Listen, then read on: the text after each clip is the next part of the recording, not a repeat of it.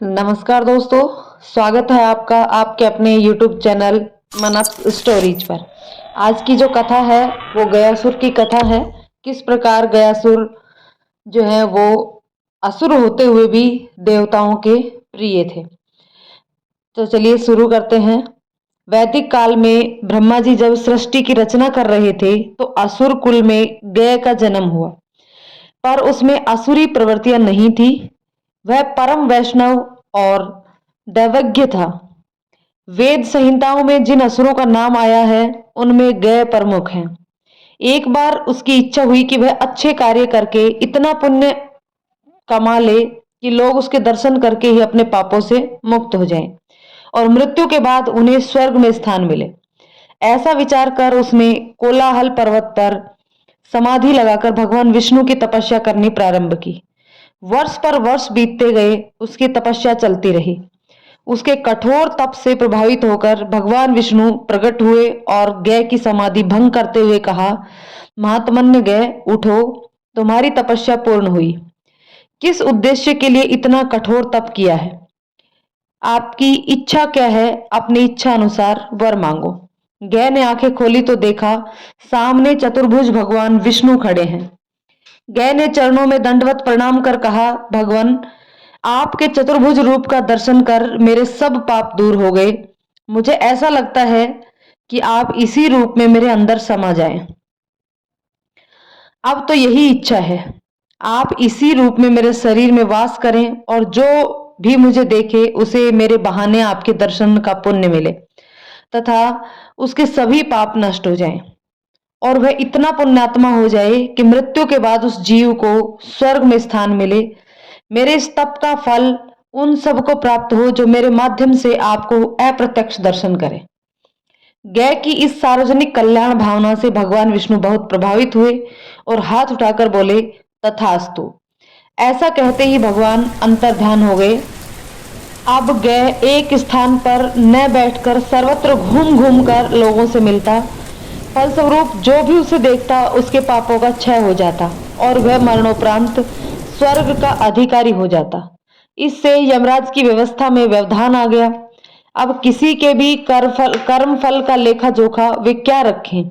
गय के दर्शन होते ही सबके सब पाप नष्ट हो जाते थे तथा वह स्वर्ग का अधिकारी हो जाता। तो फिर नरक दूतों का क्या कार्य रहा? उन्होंने ब्रह्मा जी के सामने यह समस्या रखी। ब्रह्मा जी ने कहा, ठीक है, इसका कुछ उपाय करते हैं। कर्म फल का विधान बना रहना चाहिए।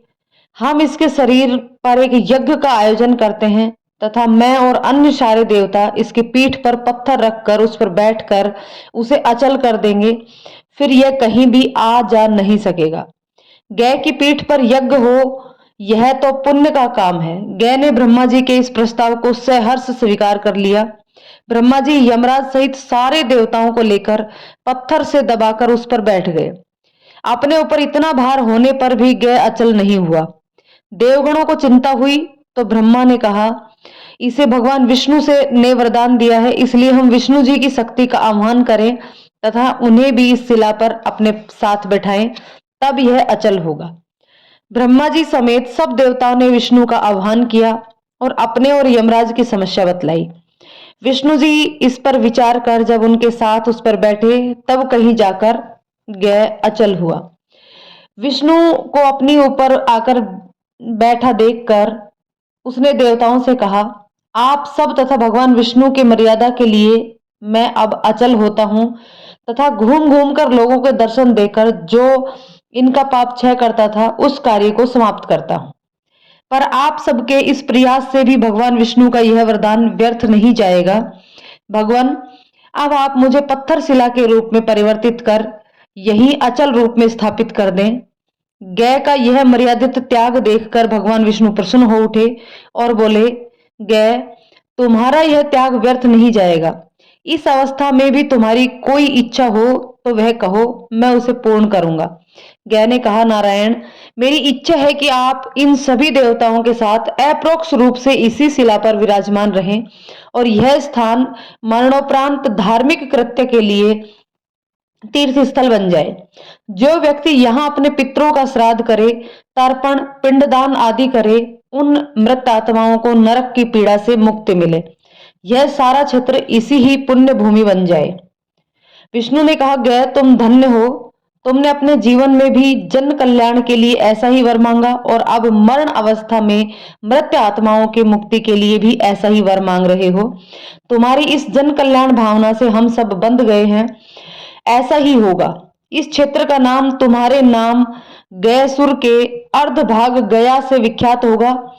इस क्षेत्र में आने वाले तथा इस शिला के दर्शन कर यहाँ श्राद्ध तर्पण पिंडदान करने वालों के पूर्वजों को जीवन में आने जाने अनजाने किए गए पाप कर्मों से मुक्ति मिलेगी।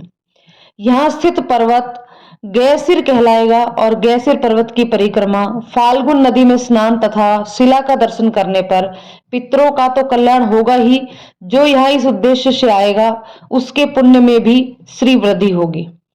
भगवान विष्णु से ऐसा वर पाकर गय संतुष्ट होकर शांत हो गया। बिहार प्रदेश में स्थित गया पितरों के श्राद्ध पिंडदान का महत्वपूर्ण तीर्थ स्थान है। यहाँ स्थित विष्णु मंदिर के पृष्ठ भाग में पत्थर की एक अचल शिला आज भी स्थित है। जो जन कल्याण के लिए अपना जीवन समर्पित करते हैं उनका यश ऐसे ही चिरकाल तक स्थायी और स्थिर होता है।